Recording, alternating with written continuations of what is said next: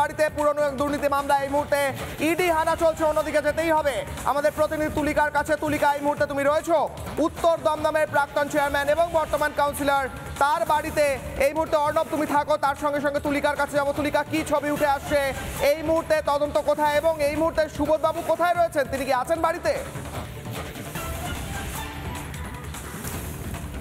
দেখো, এই মুহূর্তে কিন্তু বাড়ি থেকে একজন প্রবেশ করেছে কিশোর। আমি একটুখানি তার সাথে কথা বলার চেষ্টা করবো। সুবোধ বাবুকে ভিতরে রয়েছেন? হ্যাঁ, ভিতরে আছে।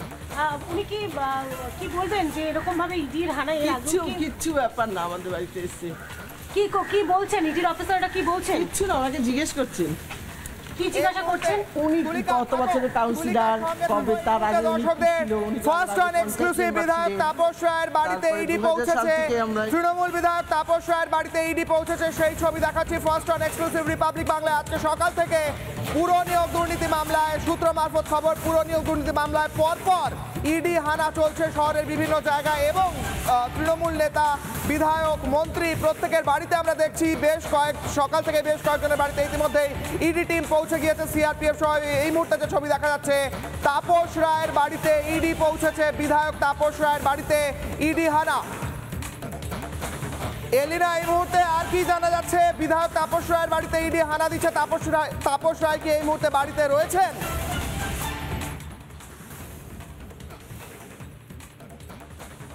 একেবারে কিশোরায় দেখো, এখনো পর্যন্ত যেটা খবর পাওয়া যাচ্ছে, তাপস রায় কিন্তু বাড়িতেই আছেন এবং যে ছবি এই মুহূর্তে ফার্স্ট অন এক্সক্লুসিভ রিপাবলিক বাংলায় তুলে ধরছি, তাপস রায়ের বাড়িতে ইডির অভিযান এবং 5 থেকে 6 জন তদন্তকারী আধিকারিক তারা কিন্তু পৌঁছে গিয়েছেন, সঙ্গে কেন্দ্রীয় বাহিনীকে নিয়ে আজকে তাপস রায়ের বাড়িতে তল্লাশি অভিযান চালাতে পারে এনফোর্সমেন্ট ডিরেক্টরেটের আধিকারিকরা, এমনটাই এখনো পর্যন্ত সূত্রের খবর। এবং যেমনটাই ইডি করছে, সেটা খবর পাওয়া যাচ্ছে যে এই তাপস রায়ের বাড়ি থেকে, বিধায়ক তাপস রায় তৃণমূলের বিধায়ক, এবং সেই তাপস রায়ের বাড়ি থেকে পুরো নিয়োগ দুর্নীতিতে বিভিন্ন নথি, গুরুত্বপূর্ণ তথ্য উঠে আসতে পারে।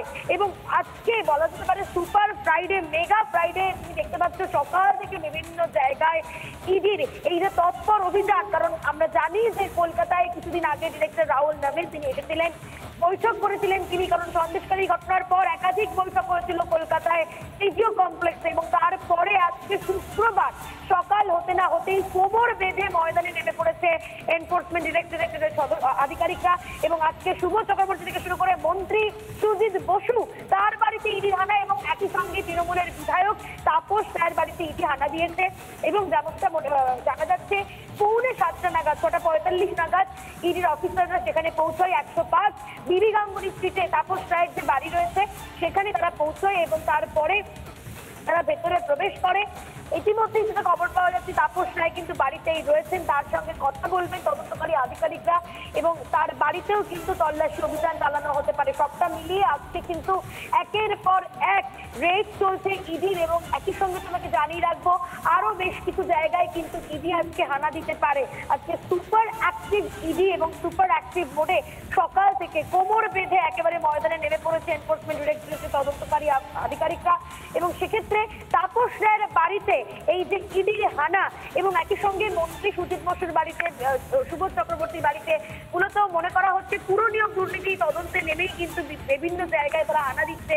এবং এই হানা, এই তল্লাশি কিন্তু অত্যন্ত তাৎপর্যপূর্ণ কিশোরায়, কারণ কিছুদিন আগে এই কলকাতাতে ডিরেক্টর রাহুল নবীন তিনি বৈঠক করেছিলেন। আমরা জানি একাধিক ধাপে ধাপে বৈঠক হয়েছিল, শুধুমাত্র ইডির আধিকারিকদের সঙ্গে নয়, সিআরপিএফ এর যারা উচ্চপদস্থ আধিকারিক রয়েছেন তাদের সঙ্গেও তারা কথা বলেছিলেন যে আগামী দিনে তদন্তটাকে কিভাবে করা যায়, আগামী দিনে কার কার বাড়িতে তদন্ত হবে, সেক্ষেত্রে নিজেদেরকে কতটা সচেতন হতে হবে, কতটা তৎপর হতে হবে কেন্দ্রীয় তদন্তকারী সংস্থাকে, সেই সমস্ত বিষয়টাই কিন্তু বৈঠকে তুলে ধরা হয়েছিল। এবং তারপরে আজকে সকাল থেকে আমরা দেখতে পাচ্ছি ইডির সুপার অ্যাক্টিভ মোড, এটা কিন্তু অত্যন্ত গুরুত্বপূর্ণ বিষয় মনে করা হচ্ছে কিশোরায়।